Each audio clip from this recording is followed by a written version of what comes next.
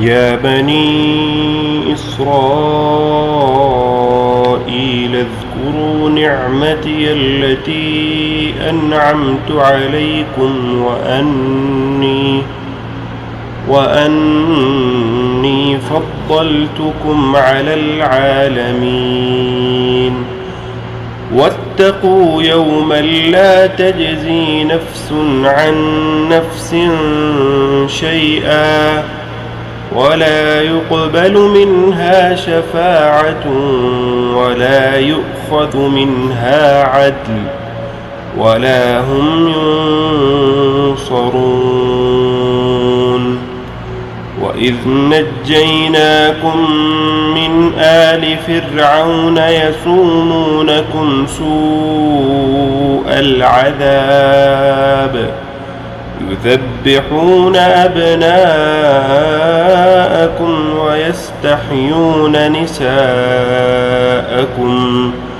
وفي ذلكم بلاء من ربكم عظيم.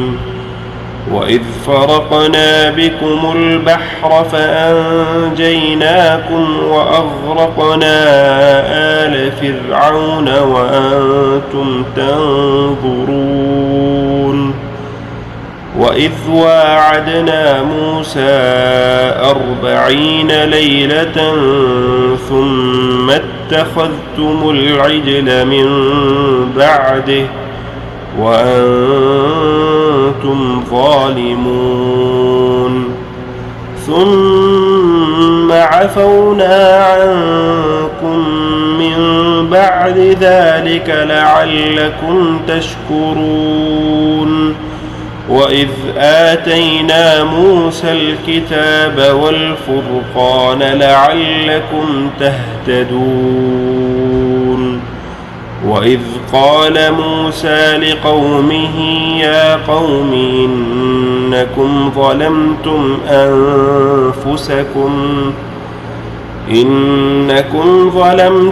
أنفسكم باتخاذكم العجل فتوبوا إلى بارئكم فاقتلوا أنفسكم ذلكم خير لكم عند بارئكم فتاب عليكم إنه هو التواب الرحيم. وإذ قلتم يا موسى لن نؤمن لك حتى نرى الله جهرة فأخذتكم الصاعقة وأنتم تنظرون. ثم بعثناكم من بعد موتكم لعلكم تشكرون. وظللنا عليكم الغمام وأنزلنا عليكم المن والسلوى كلوا من طيبات ما رزقناكم وما ظلمونا ولكن كانوا أنفسهم يظلمون.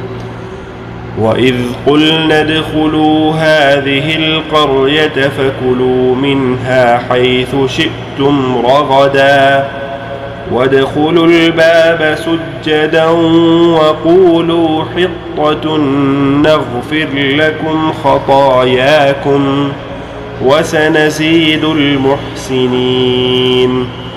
فبدل الذين ظلموا قولا غير الذي قيل لهم فأنزلنا على الذين ظلموا رجزا من السماء